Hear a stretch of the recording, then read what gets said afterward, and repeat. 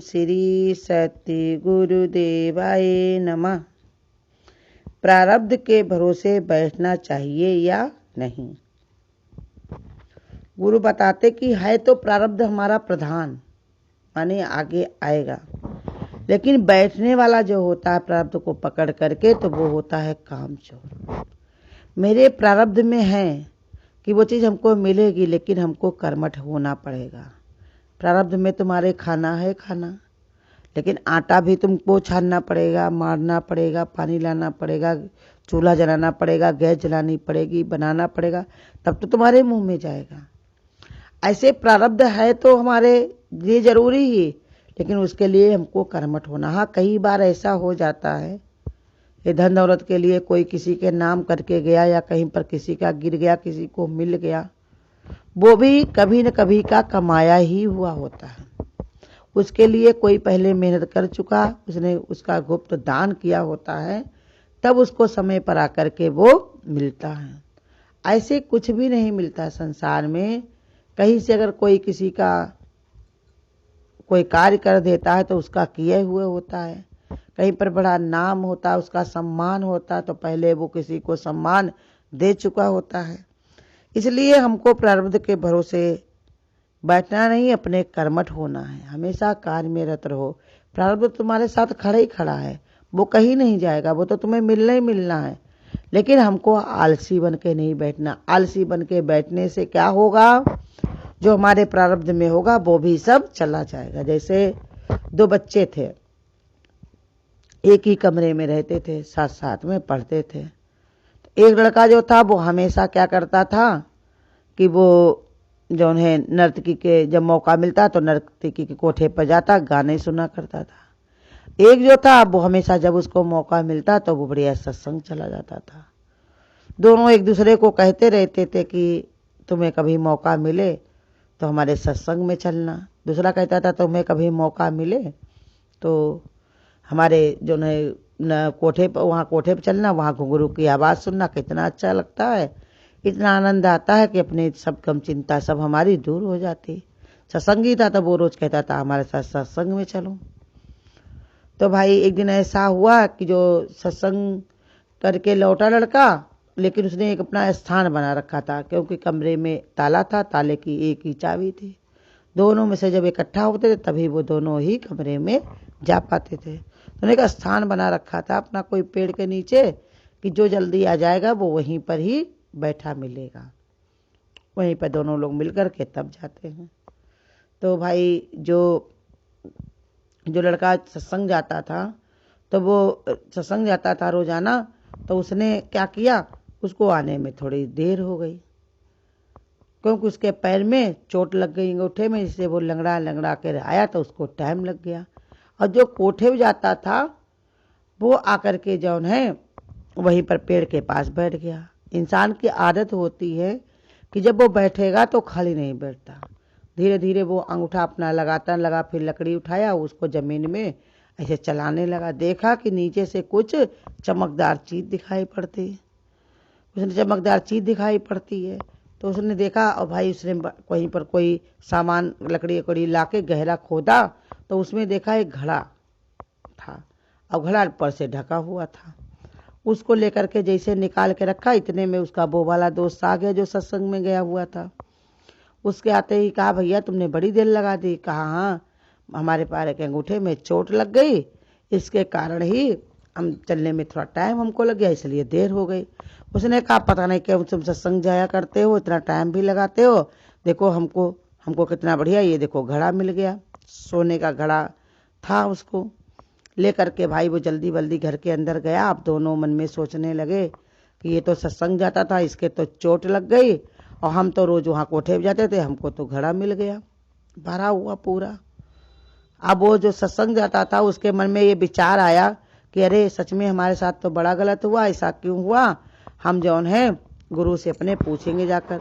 दोनों लोग मिलकर के जब गुरु के पास में गए तो गुरु से पूछा, गुरु ऐसा क्यों हुआ, क्योंकि हम तो सत्संग में जाते थे, फिर हमारे चोट क्यों लग गई, अब ये तो रोज कोठे पे जाता था, फिर भी इसके जौन है घड़ा क्यों भरा मिल गया इसको। तो गुरु ने कहा, देखो भैया, ये सब तुम्हारे प्रारब्ध के कारण हुआ। एक जो ये रोज सत्संग जाया करता था तो उसकी आज के दिन मृत्यु थी, लेकिन रोज सत्संग जाने से क्या हुआ, रोजाना इस सत्संग जाता, धीरे धीरे इसकी उम्र बढ़ गई, जिसके कारण आज सिर्फ अंगूठे में चोट लगी और सारा कर्म इसका कट गया। दूसरा था, उसने कहा मेरे घड़ा मिला, तो उन्होंने कहा खोल के देखा, कहा नहीं, थोड़ा सा खसकाया था तो उसमें सोने के सिक्के भरे हुए थे। उसने कहा बस ऊपर का ही सिक्के होंगे सही और नीचे के सब राख के हो गए होंगे, कोयले भरे हुए। कहा ऐसा क्यों? कहा इसलिए कि तुम वो गड़ा हुआ था जहां पर, वहीं से तुम रोज निकलते थे, रोजाना तुम कोठे पर आते थे, इसी के कारण धीरे धीरे धीरे धीरे जो तुमने उस जन्म में गुप्त दान किया था तो वो तुमको प्रारब्ध से मिलने वाला था और तुमने वहां से निकल निकल के अपने आप ही उसको जला दिया। तो गुरु ने इसे समझाया, तब उन्होंने कहा हाँ सच में ऐसा हमने किया। तो ऐसे ही हमारा प्रारब्ध भी, अगर हम भगवान की तरफ से जुड़े हुए हैं, भगवान की तरफ चल रहे हैं, गुरु की हम शरण में है, तो हमारा प्रारब्ध भी बदल जाता है। तो लेकिन फिर भी हमको, और जो हमारे प्रारब्ध में मिलेगा ऐसे खाली पकड़ के हमको बैठना नहीं होता, मिलेगा लेकिन हम उसको सही ढंग से लेने के हकदार बने। जब हमारे अंदर समझ होगी, विचार होगा, वो हमको कौन देता है? गुरु। विवेक शक्ति हमारी जागृत गुरु करता है, अब उस जागृत शक्ति से हम सही कार्य कर सकते हैं। इसलिए प्रारब्ध के भरोसे बैठना नहीं है, कार्यरत रहो, तुम्हारा प्रारब्ध मिलेगा और अच्छा होकर के मिलेगा। गुरु की कृपा रहेगी, प्रारब्ध रहेगा तो उससे और ज्यादा अच्छे से अच्छा, गुरु कहते तुमको फायदा इसका होगा और सुखी तुम्हारा जीवन बनेगा। तुम ये सोचो कि अगर प्रारब्ध में मेरे है तो वो हमको मिलेगा, गुरु कहते नहीं, अगर तुम आलस प्रमाद में बैठे रहे तो वो भी तुम्हारा चला जाएगा। क्योंकि आलसी इंसान को कुछ भी नहीं मिलता, वो इसी में बैठा रहता है, अपने प्रारब्ध को बर्बाद कर देता है। ऐसे और भी एक दृष्टांत है कि एक दो लड़के थे, वो गुरु के शरण में जाया करते थे। गुरु ने एक से कहा तुम राजा बनोगे, अब एक से कहा कि तुम्हारी मृत्यु हो जाएगी। दोनों लड़के अपने रहते थे, जिसकी कहा मृत्यु हो जाएगी वो उसी दिन से क्या करने लगा, दान पुण्य सबसे सद्व्यवहार करने लगा। अच्छा भाव बना लिया उसने, कहा कि हमारी जो मृत्यु ही होने वाली तो क्यों ना हम ऐसे काम करें जिससे हमको भी आनंद मिले और लोगों को भी आनंद मिले। वो सुंदर से सुंदर ऐसे कार्य करता, भजन सत्संग सबके ऊपर सबकी सहायता करना, मदद करना, दिन रात वो उसी में ही लगा रहता था। और जिसको गुरु ने कह दिया था राजा तुम बनोगे, वो भैया उसी दिन से खुराफातियां शुरू कर दी उसने। शराब पीना, जुआ खेलना, दुनिया के जितनी भी संसार में खुराफातियां होती हैं वो सब करने लगे।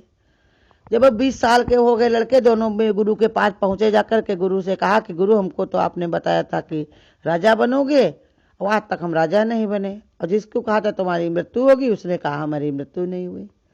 तो उसने कहा, गुरु ने बताया उन दोनों को, कहा देखो राजा बनने को कहा था लेकिन तुमने राजा ही अभी से शुरू कर दी, तुरंत ही राजा बन गए, मनमानी करने लगे, जो तुम्हारे मन में आया वो सब करने लगे, इसलिए तुम्हारा राजा बनने का जो था वो तुम्हारे योग वो यहीं पर ही पूरा हुआ।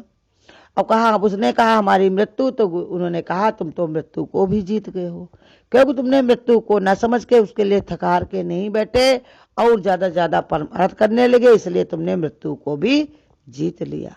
ऐसे हम भी अगर अपने प्रारब्ध को लेकर के ना बैठे तो प्रारब्ध हमारा साथ में है, गुरु की कृपा अगर मिलेगी तो इससे बहुत ही उत्तम हमको भगवान की प्राप्ति हो सकती, क्योंकि प्रारब्ध में मनुष्य का शरीर है, प्रारब्ध में हमारे गुरु हैं, बस हमको उन पर श्रद्धा रखनी है, उनके वचनों पे हमको अपने जीवन को बनाना है, इस मनुष्य शरीर का हमको सदुपयोग कर लेना है।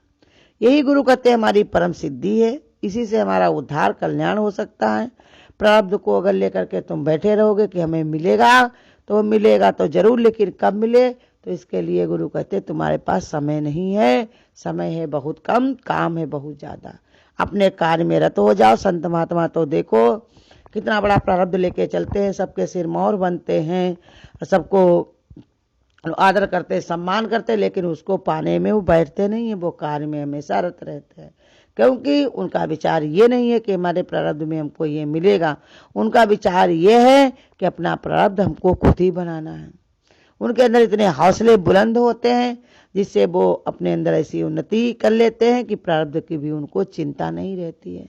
संत महात्माओं के अंदर तो ऐसा विचार होता है कि उन्हें भगवान से भी कोई आस नहीं रहती है। प्रारब्ध से क्या होगी? वो कहते हैं हम भगवान से भी इच्छा नहीं रखते, हमको खाली सिर्फ कर्तव्य करना है। और जो कर्तव्य करता है भगवान कहते हैं उसको तो सब कुछ भगवान देता ही देता है।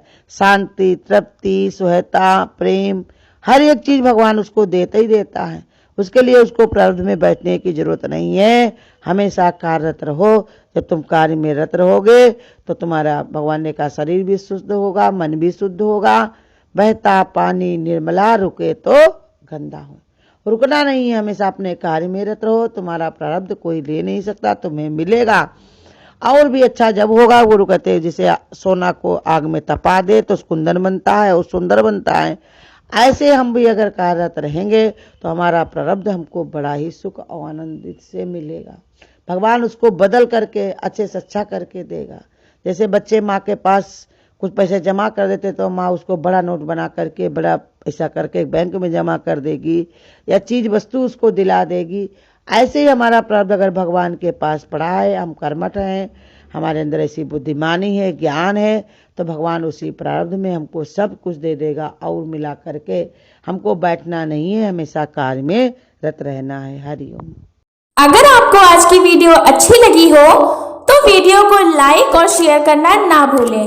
आगे की वीडियोस देखने के लिए चैनल को सब्सक्राइब करें और नोटिफिकेशन बेल को ऑन करें।